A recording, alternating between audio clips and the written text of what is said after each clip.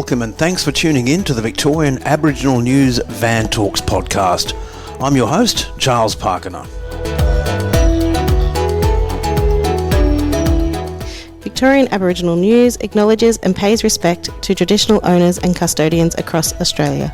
We acknowledge the elders who have gone before, those who currently lead their communities, and those who will follow in years and generations to come. In 2019, Aboriginal Victorians participated in a democratic election of the First Peoples Assembly of Victoria, a legislated body charged with the responsibility of creating the foundations for treaties in this state.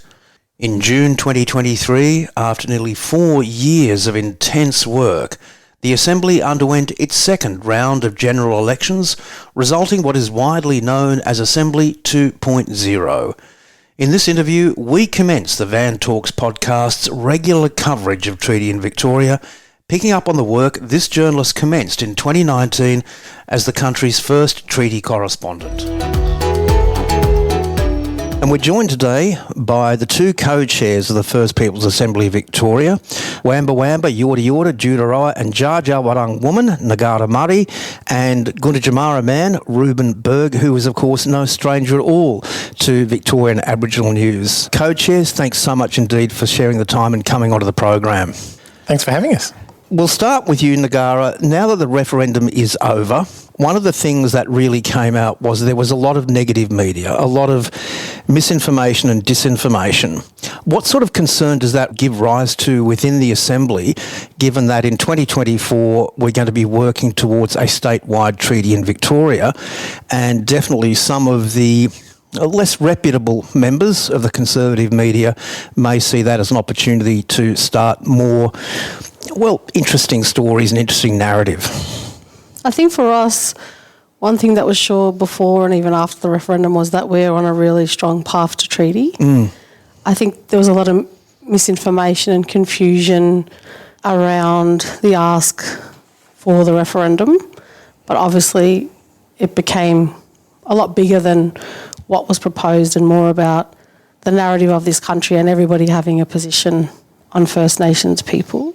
So from my perspective, I feel that throughout that debate, which was obviously quite brutal, but for the first time in this country, a lot of Australians felt how we feel every day of our lives because of the results, So for me to see that across the communities, because we had such an overwhelming amount of support from Australians that did vote, yes, and are supportive of the process that we're in here in Victoria.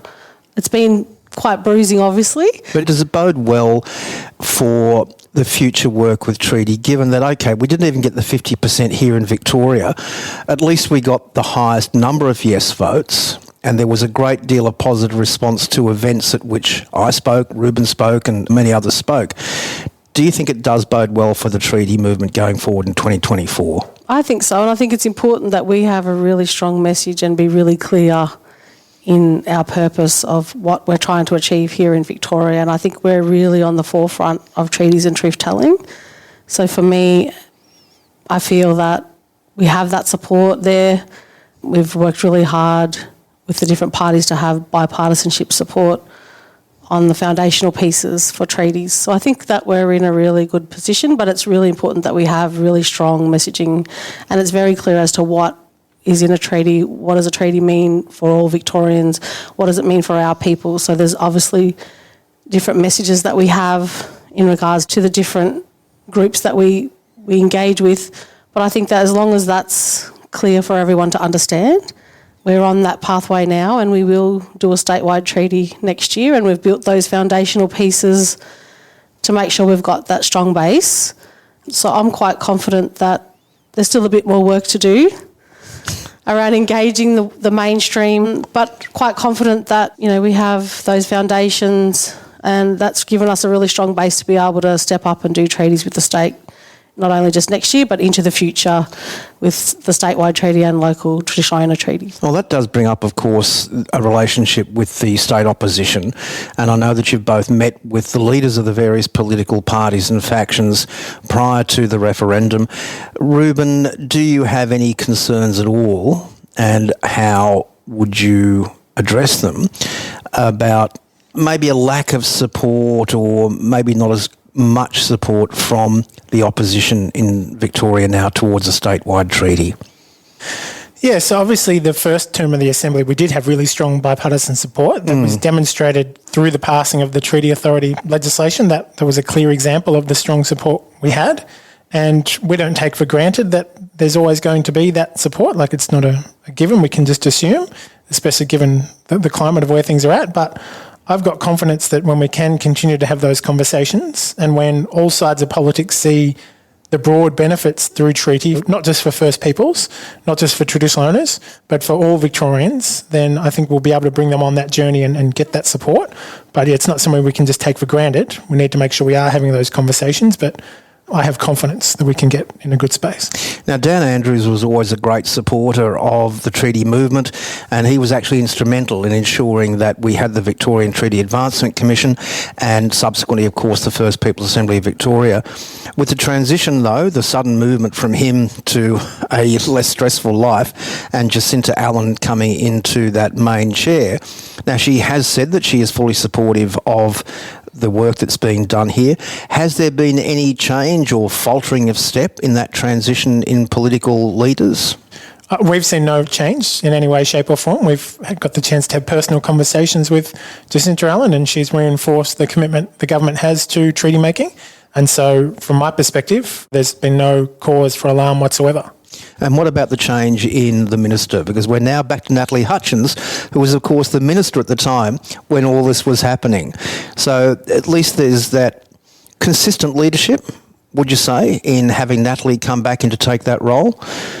Yeah, I believe so, and I think she's got that historical context, being instrumental in the process in the really beginnings of treaty when we had those conversations way back in 2016. You know, it's been a journey we've all been on for quite some time, so I think she's kind of done a full circle. But obviously it was, you know, really involved in the early days and, you know, passing the treaty laws and in many different ways has contributed immensely across the treaty journey from the state side.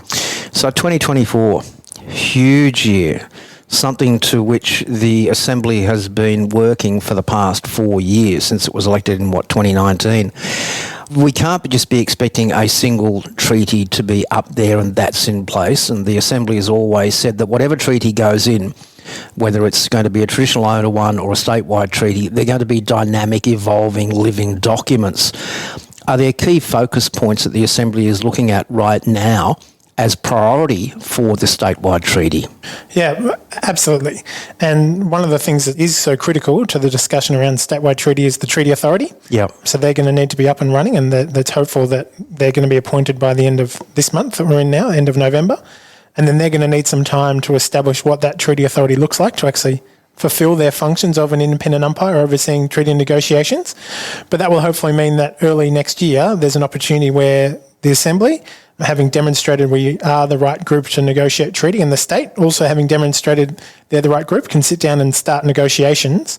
And our strong focus at the moment, and something we're continuing to have conversations with community about, is getting commitment from the state through interim agreements that there will be a statewide body that will be a decision-making body, that First People's decisions can be transferred over to us so that we can be the ones making decisions. So we're not looking right now at components of the treaty, we're still looking at the infrastructure of the model, that is the Treaty Authority, and ensuring that the Assembly is the appropriate body to negotiate the statewide treaty. Is that right? No. So a treaty outcome would be the recognition that the Assembly will be a decision-making body that can actually hold decision-making powers.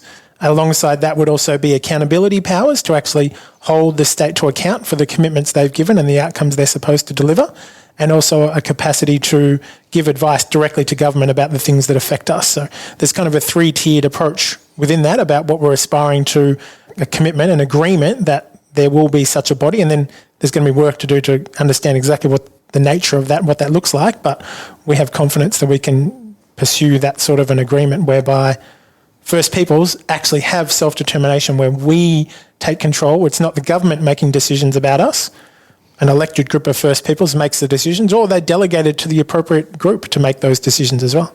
Now, the Treaty Authority, this is something that was embedded within the legislation in 2019. One of the key requirements of the Assembly, or the Aboriginal representative body as it was known back in the legislation. When do we actually expect that? You've mentioned that you're looking to announce it at the end of the month, which is really great. And I know that's been a fairly lengthy process, and with referendum no doubt throwing its little kibosh in there as well. But once it's up and going, how long do you expect it would actually be before they are fully conversant and they've got their structures in place and it can be a functioning body?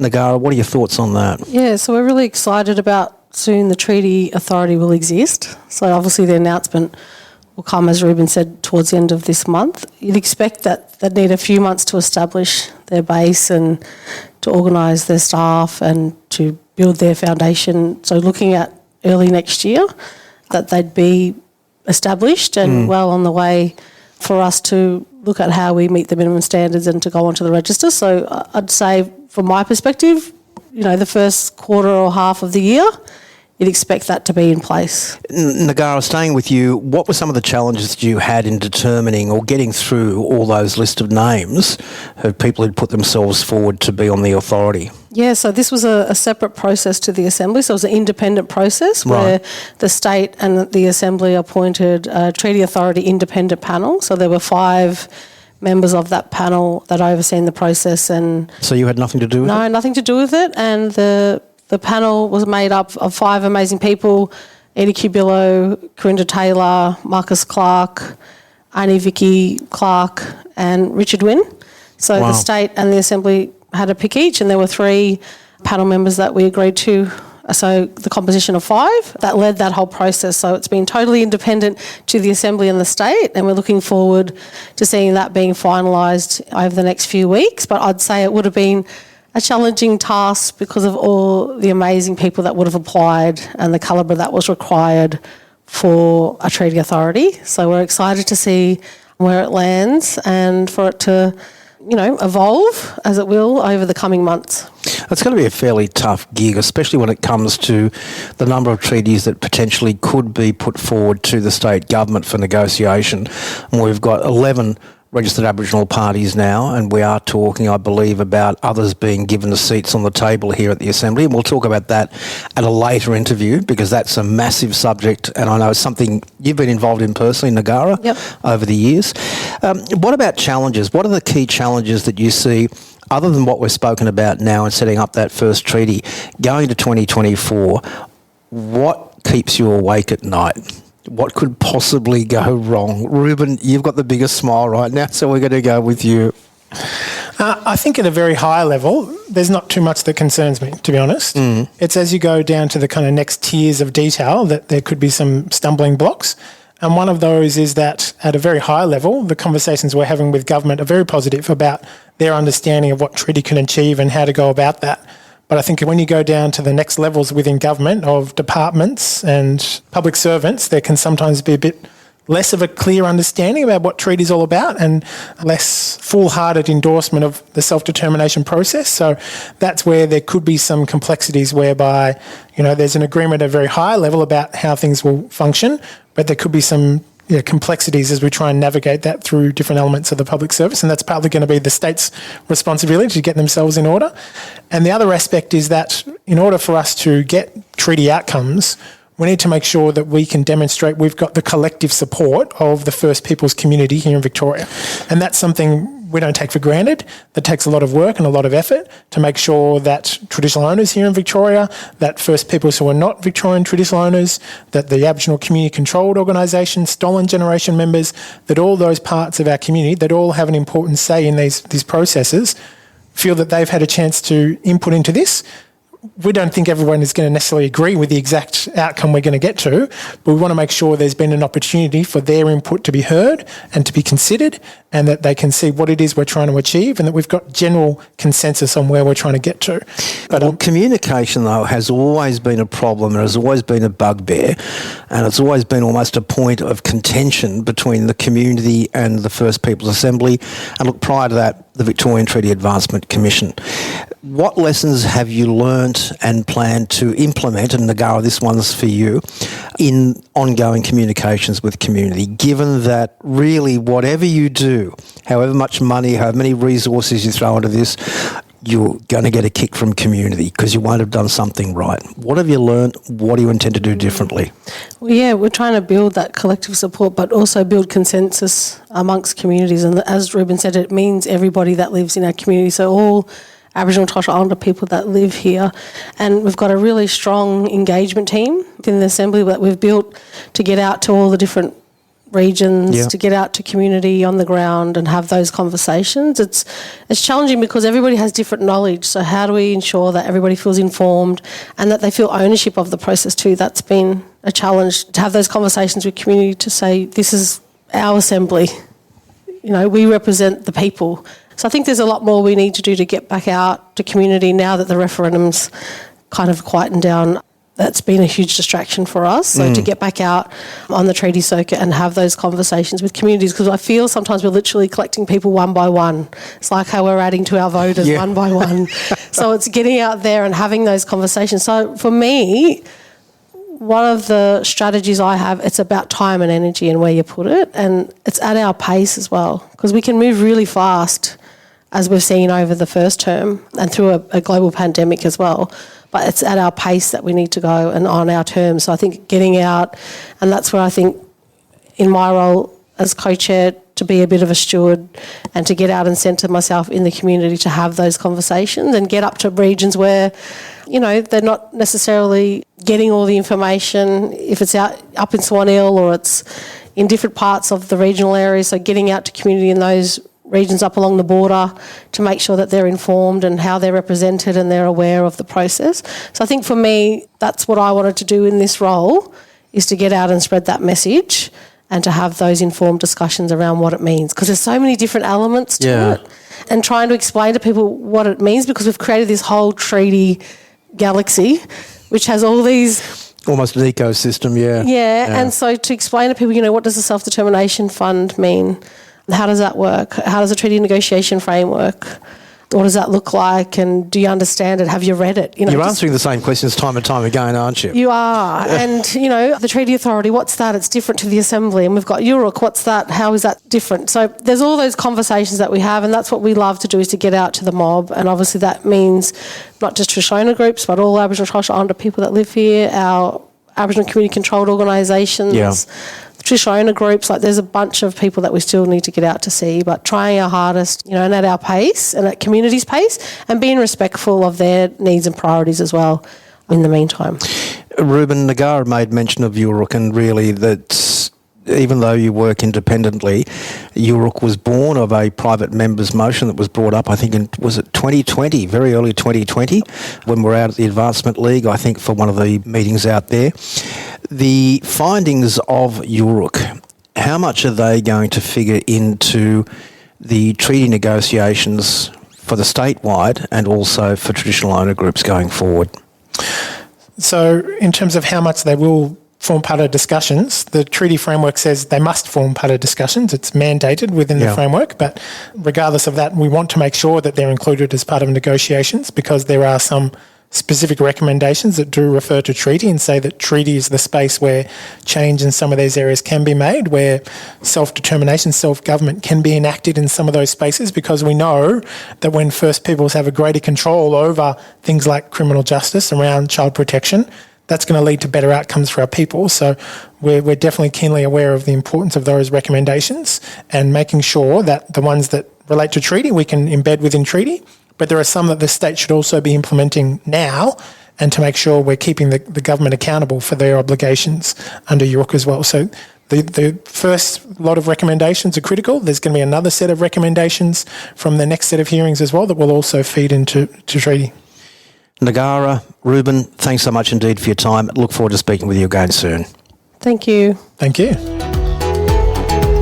For a full transcript of this interview, visit the Victorian Aboriginal News website at vicaboriginalnews.com.au.